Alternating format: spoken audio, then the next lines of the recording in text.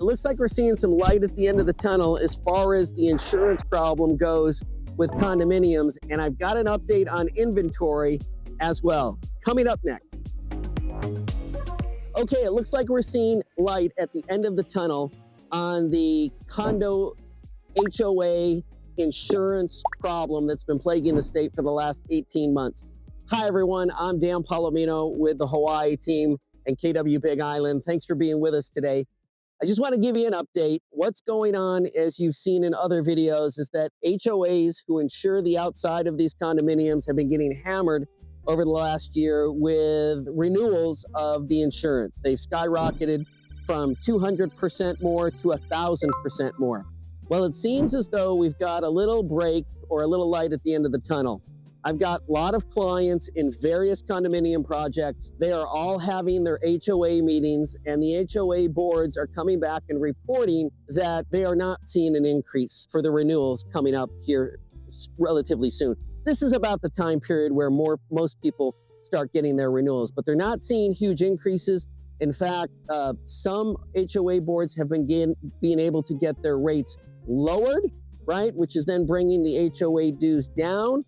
Many of us had feared that the fires in California were going to spur on another huge increase. We're not seeing that. I'm not hearing that reported. So I think the insurance rates for now are stable or coming down, which is great for you guys because it really helps you on purchasing and gives you more purchasing power. So let's talk about that. Condos have been steadily on the rise in inventory, which means that that's in favor of you, the buyer, right? That gives you the leverage. The more there are, the lower you can drive down the price. Well, we're starting to see a little bit of a change in the market. A lot of those condos are now coming off the market. The best ones go first, right? The ones with great location, terrific finishes and layouts, those are coming off the market first. And so we're starting to see these starting to get bought up.